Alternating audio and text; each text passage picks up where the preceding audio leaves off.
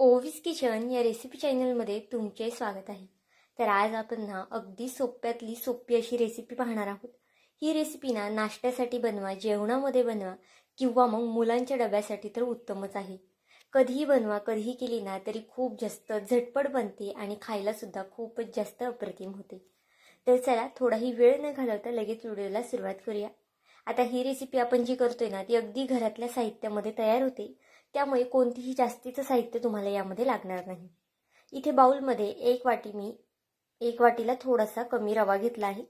जितका रवा घेतला आहे तितकेच इथे मी पोहे घेतले आहेत. आता ही रेसिपी मी 2 जणांसाठी करते.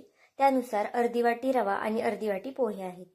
पोहे बघा स्वच्छ असे निसून 2 ते 3 पाण्याने धुवून घेतले आहे. आणि नंतर यामध्ये हे पोहे रव्यामध्ये घालून घ्यायचे आहेत.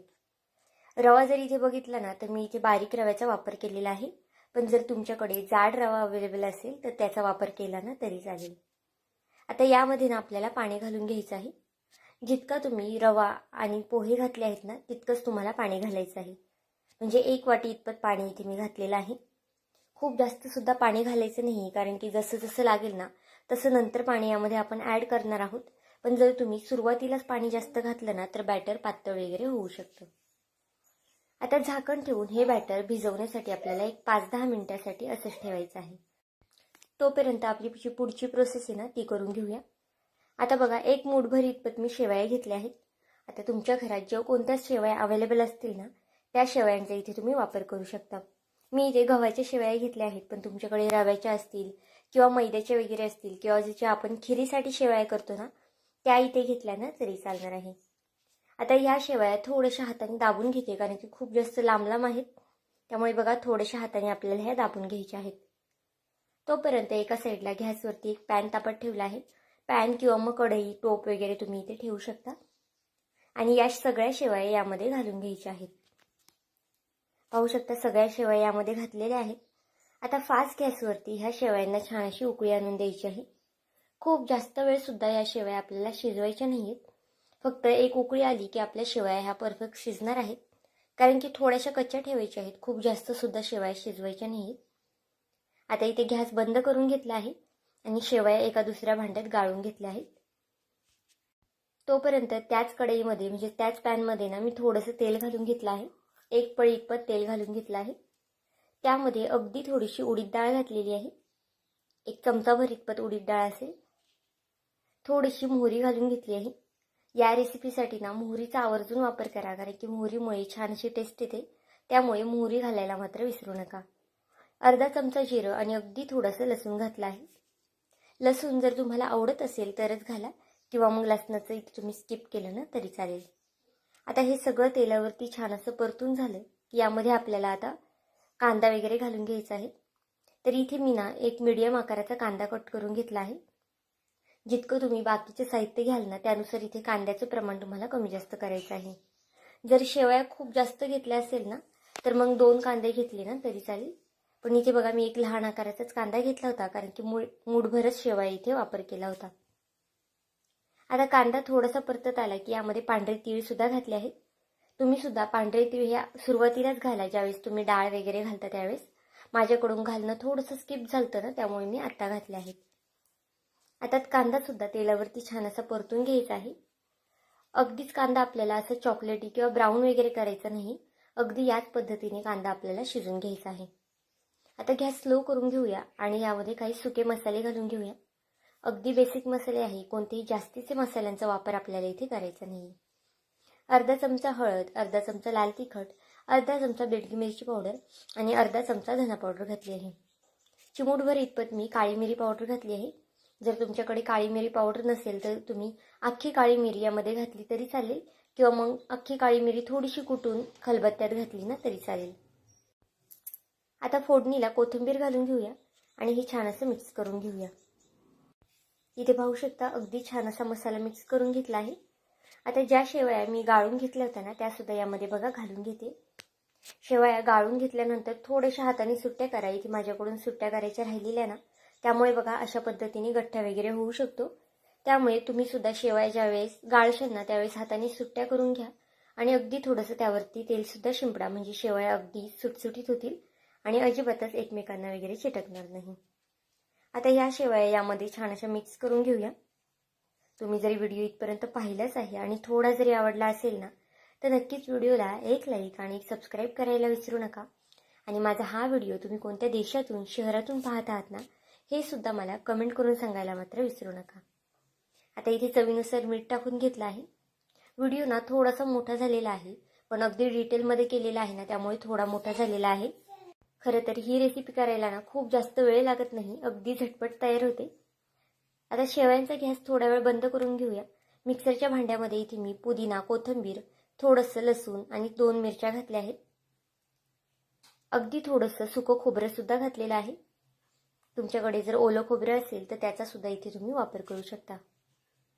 1 ते 2 चमचे इथे मी शेंगदाणे घातले आहेत आणि एक लहान चमचा इतपत दही घालून घेतलेला आहे. दही घालणं ऑप्शनल आहे, तुम्हाला जर आवडत असेल तरच घाला किंवा मग जर तुम्ही स्किप केलं ना तरी चालेल. चवीनुसार मीठ सुद्धा घातलेलं आहे आणि पाणी टाकून हे आपल्याला छान असं फाईन वाटून घ्यायचं आहे. अगदी बारीक वाटायचं आहे, अजिबातच शेंगदाण्याचे किंवा खोबऱ्याचे तुकडे यामध्ये राहिले पाहिजे नाही. त्यामुळे अगदी छान फाईन असं वाटून घ्यायचं आहे. बघा, चटणीमध्ये खूप जास्त सुद्धा पाणी घालू नका, नाही तर मग चटणी पातळ वगैरे होऊ शकते. मी अगदी या पद्धतीने दाटसर चटणी ठेवलेली आहे. खूप पातळ सुद्धा नाही आणि खूप जास्त घट्ट सुद्धा नाही. आता एका वाटीमध्ये ही चटणी काढून घेऊया. ही चटणी ना या रेसिपी सोबत आवर्जून करा, खूप जास्त अप्रतिम लागते आणि करायला सुद्धा अगदी झटपट आहे. तर बघा, सगळी चटणी यामध्ये मी काढून घेते. आता ही चटणी अजून छान टेस्टी होण्यासाठी ना आपण याच्यामध्ये एक फोडणी ओतणार आहोत. इथे मी पळीमध्ये 1 पळी इतपत तेल घालून घेतलं आहे. आता त्यामध्ये 1 चमचा मोहरी आणि 1 चमचा जिरं घालून घेऊया. माझ्याकडे फोडणी पात्र नव्हतं ना, त्यामुळे मी इथे पळीचा वापर केला आहे. आता ही फोडणी यावरती ओतून घेऊया. तर बघा, आपली चटणी सुद्धा अगदी तयार झालेली आहे. तोपर्यंत जे बॅटर आहे ना ते सुद्धा आपलं अगदी छान भिजलेलं आहे. बघा, आपण जे शेवयांचं आणि चटणीचं करत तोपर्यंत ना पोह्यांचं आणि रव्याचं बॅटर अगदी छान असं भिजलं जातं. आणि पाहू शकता, पाणी सुद्धा यामधलं अगदी बऱ्यापैकी ऑब्झर्व झालेलं आहे आणि रवा सुद्धा अगदी छान असा फुललेला आहे. आता इथे एक मिक्सरचं भांडं घेऊया आणि हे जे भिजवलेलं पीठ आहे ना ते यामध्ये ओतून घेऊया. जर तुमच्याकडे मिक्सरचं भांडं जे असेल ना ते मोठं असेल तर तुम्ही एकदम यामध्ये सगळं पीठ घालू शकता, पण माझ्याकडे नाही, तर लहान भांडं होतं, त्यामुळे मी 2 स्टेपमध्ये हे वाटून घेणार आहे. तर इथे पाहू शकता, अर्ध बॅटरच यामध्ये मी घातलेलं आहे.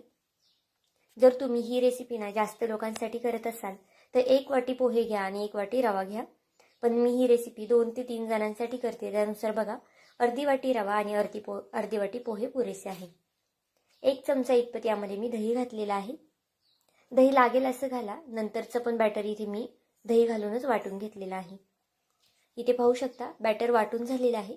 आता बॅटर वगैरे वाटताना व्हिडिओ शूट केला नाही, कारण की व्हिडिओ खूप जास्त मोठा होईल ना, त्यामुळे सुरुवातीला मी बॅटर वाटून घेतलं आहे. खूप जास्त पातळ सुद्धा नाही आणि खूप जास्त घट्ट सुद्धा नाही, असं बॅटर आपलं तयार झालेलं आहे. यामध्ये चवीनुसार मीठ घालून घेतलं आहे आणि पुन्हा छान असं मिक्स करून घेतलं आहे. आता ज्या शेवया आपण करून घेतल्या होत्या ना त्या थंड झाल्यानंतर आपण यामध्ये ओतून घेऊया. बघा, शेवया अगदी गरम गरम ओतू नका, शेवया थंड झाल्या ना तरच आपल्याला यामध्ये ओतून घ्यायच्या आहेत आणि नंतर या पद्धतीने अगदी हलवून घ्यायचं आहे. आता यामध्ये ना मी तुम्हाला 2 रेसिपी सांगणार आहे. दोन्ही रेसिपी करायला खूप जास्त सोपे आहेत आणि झटपट बनणारी आहे. आता याचे ना तुम्ही एकतर ढोसे करू शकता किंवा मग ढोकळा करून कट करू शकता. तुम्हाला जे सोपं वाटेल ना ते करू शकता. मी याचा ढोकळा सुद्धा केला होता आणि डोसे सुद्धा केले होते. आता ढोकळा करून दाखवत नाही तुम्हाला, पण इथे मी डोसे करून तुम्हाला मात्र नक्कीच दाखवणार आहे. आता या बॅटरमध्ये ना अगदी थोडासा इनो घालायचा आहे. अर्धा चमचा सुद्धा इनो घातला नाही बघा, मी अगदी चिमूटभर इतपत इनो घातला आहे. इनोवरती थोडंसं पाणी घालूया, म्हणजे इनो छान ॲक्टिवेट होईल आणि बॅटर पुन्हा छान एक 10 ते 15 सेकंदासाठी हलवून घेऊया. खूप जास्त सुद्धा बॅटर हलवायचं नाही इनो घातल्यानंतर.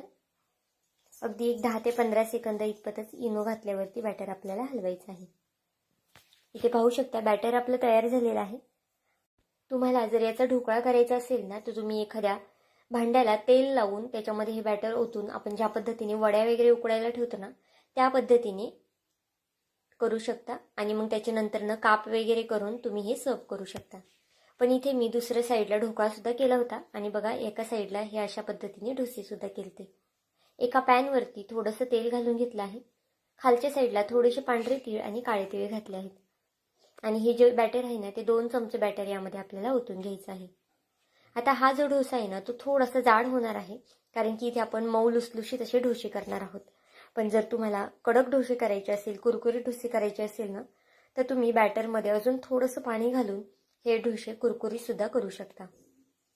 इथे पाहू शकता, आता वरनं सुद्धा मी थोडंसं तीळ घालून घेतलं आहे आणि झाकण ठेवून 2 मिनिटासाठी वाफ काढून घेणार आहे.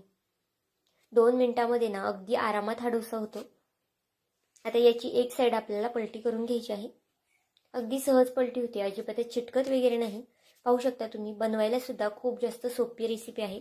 तुम्हाला फक्त सकाळच्या घाई गडबडीमध्ये जर मुलांना बनवायचं असेल ना, फक्त रवा पोहे भिजत घालायचे आहे, ते वाटून घ्यायचे आहेत आणि कांदा टोमॅटो परतून शेवया घालून ते बॅटर यामध्ये ओतून घ्यायचं आहे. आणि अशा पद्धतीचे अगदी झटपट डोसे तुम्ही बनवू शकता.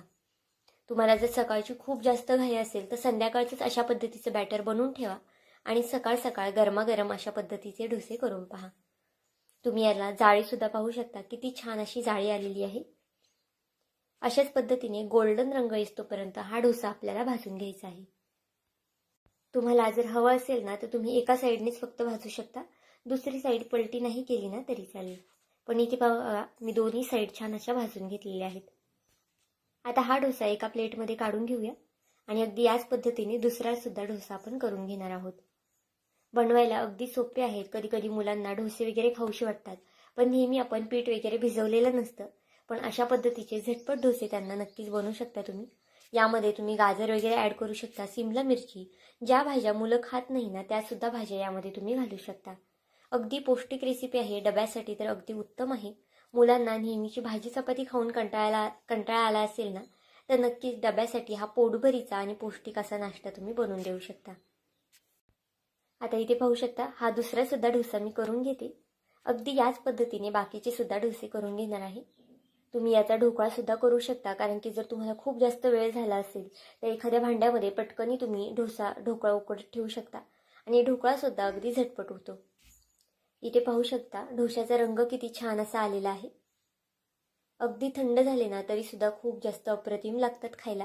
प्रवासामध्ये सुद्धा तुम्ही हे डोसे घेऊन जाऊ शकता, एक अख्ख्या दिवसासाठी आरामात राहतात. बघा, आतमध्ये सुद्धा अगदी छान पद्धतीने शिजलेला आहे आणि खालच्या साईडने सुद्धा छान गोल्डन रंग येतोपर्यंत आपण शिजून घेतला आहे. तर आजची ही रेसिपी तुम्हाला कशी वाटली मला हे कमेंट करून नक्की सांगा. आणि चॅनलवरती नवीन असाल तर चॅनलला एक लाईक आणि सबस्क्राईब करायला विसरू नका. पुन्हा भेटूया आपण अशाच एका नवीन व्हिडिओमध्ये. तोपर्यंत बाय.